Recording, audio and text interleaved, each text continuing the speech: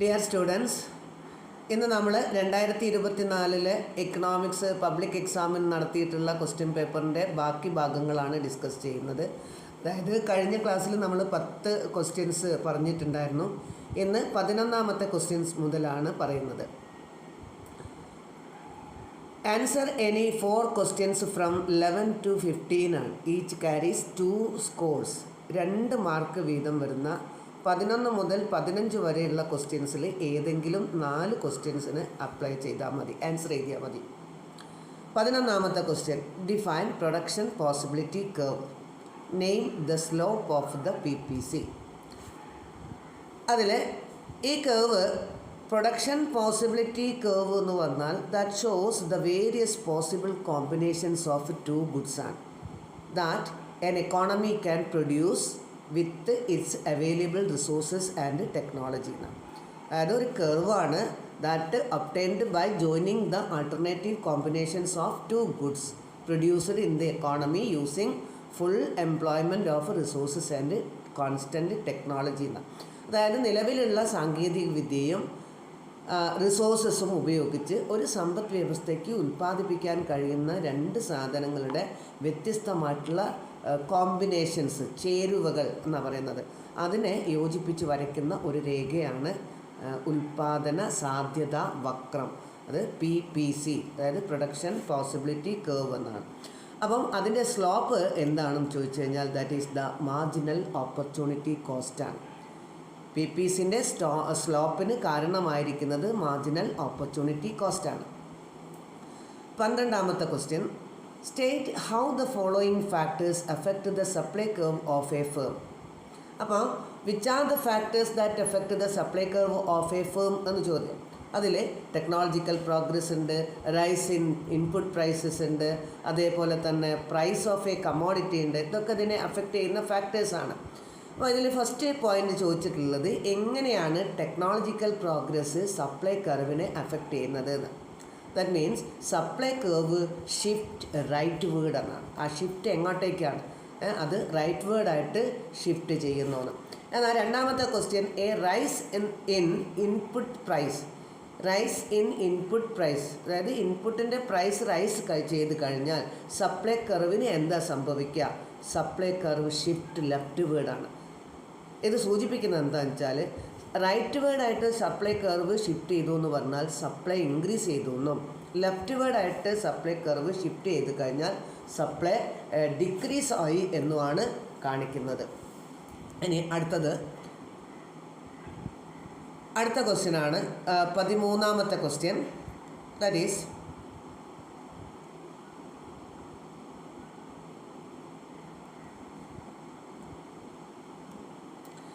Name the 4 major macroeconomic sectors in an economy.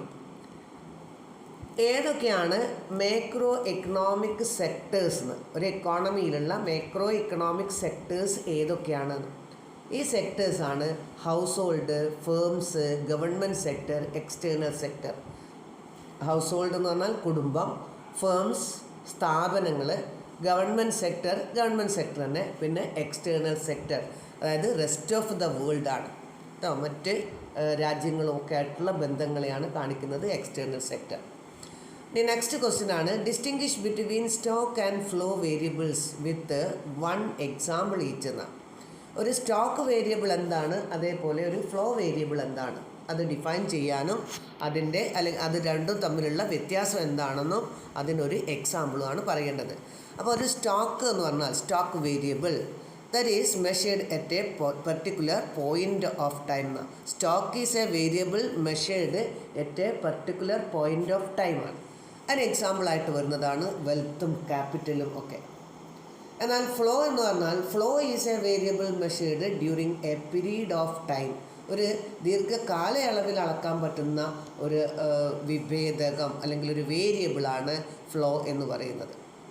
അപ്പോൾ അതിന് എക്സാമ്പിളായിട്ട് വരുന്നത് ഇൻകം, അതുപോലെ തന്നെ സ്പീഡ്, ഫ്ലോ ആണ്. അത് ഫ്ലോ ആണ്, ഒരു പെർട്ടിക്കുലർ ടൈം പീരീഡ് എടുത്തിട്ടാണ് നമുക്കിതിനെയൊക്കെ മെഷർ ചെയ്യാൻ പറ്റുക ഫ്ലോ വേരിയബിൾ ആണെങ്കിൽ. ഇനി അടുത്ത ക്വസ്റ്റ്യനാണ് 15ാമത്തെ question, define budget, state any 2 objectives of the budget. ബജറ്റിൻ്റെ 2 ഒബ്ജക്റ്റീവ്സ് എന്തൊക്കെയാണെന്ന്. ഒന്ന്, ബജറ്റ് എന്ന് പറഞ്ഞാൽ എന്താണ്? ഇത് ആനുവൽ ഫിനാൻഷ്യൽ സ്റ്റേറ്റ്മെൻ്റ് ആണ്. Annual financial statement of government related to its receipts and expenditure. അതായത് ഒരു ഗവൺമെൻറ്റിൻ്റെ വരവ് ചെലവ് കണക്കുകൾ ഒരു വർഷത്തിലേക്ക് ഏതൊക്കെയാണ് എങ്ങനെയൊക്കെയാണ് എന്നുള്ളത് കാണിക്കുന്നതാണ് ഒരു ബജറ്റ്.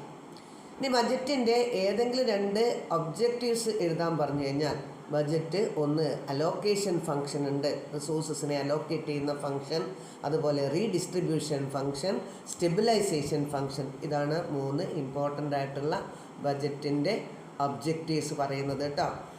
ബജറ്റിൻ്റെ ഒബ്ജക്റ്റീവ്സ് ആണ് allocation function, redistribution function and stabilisation function. ഇനി അടുത്ത ക്വസ്റ്റ്യൻ എന്ന് പറയുന്നത് 3 മാർക്സിൻ്റെതാണ്. അതും 4 ക്വസ്റ്റ്യൻസിന് അറ്റൻഡ് ചെയ്താൽ മതി.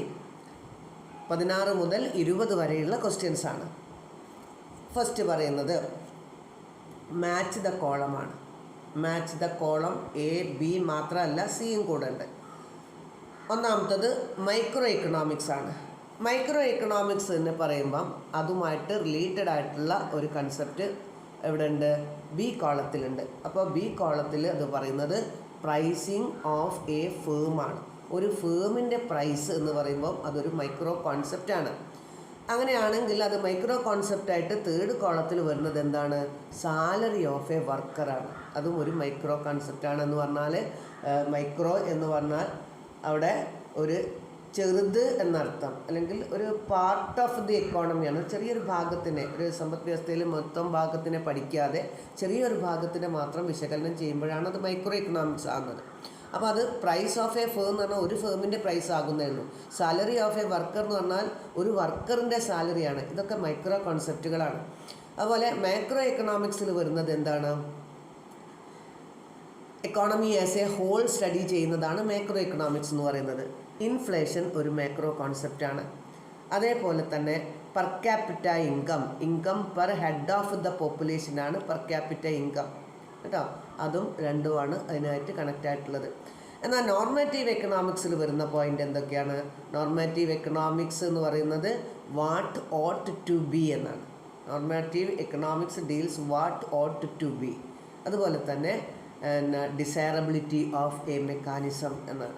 ഈ 2 ഭാഗങ്ങളാണ് ഏതുമായിട്ട് റിലേറ്റഡ് ആയിട്ടുള്ളതെന്നറിയാം? നോർമാറ്റീവ് എക്കണോമിക്സുമായിട്ട് റിലേറ്റഡ് ആയിട്ടുള്ളത്. ഇനി 17ാമത്തെ ക്വസ്റ്റ്യൻ എന്ന് പറയുന്നത് name the term used to denote the power of a commodity to subsidy wants എന്നല്ല, ടു സാറ്റിസ്ഫൈ വാൺസ് എന്നാണ്.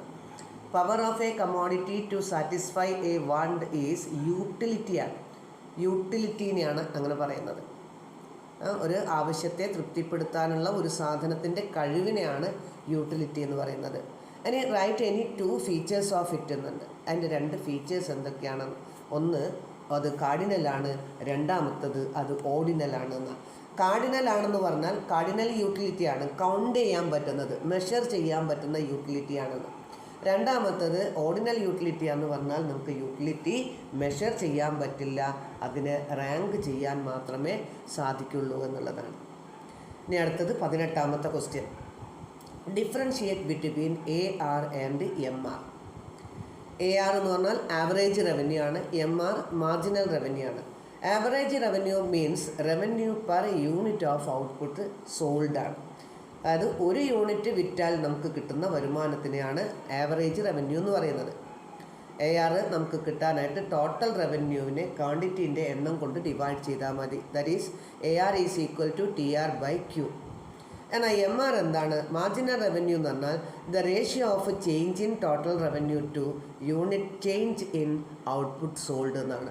അതായത് ടോട്ടൽ റവന്യൂവിനെ എത്ര ഔട്ട്പുട്ട് സോൾഡ് ചെയ്തോ അതിൻ്റെ ആ റേഷ്യോ ആണ് നമുക്ക് MR കാണുന്നത്. ഡെൽറ്റ TR/ഡെൽറ്റ Q ആണ് അതിന് ഇക്വേഷനായിട്ട് വരുന്നത്. ഡെൽറ്റ TR/ഡെൽറ്റ Q. ഡെൽറ്റ മീൻസ് ചേഞ്ച് എന്നാണ്, മാറ്റം. ടോട്ടൽ റവന്യൂവിലുള്ള ചേഞ്ച് ബൈ ടോട്ടൽ ക്വാണ്ടിറ്റിയിലുള്ള ചേഞ്ച്, അതാണ്.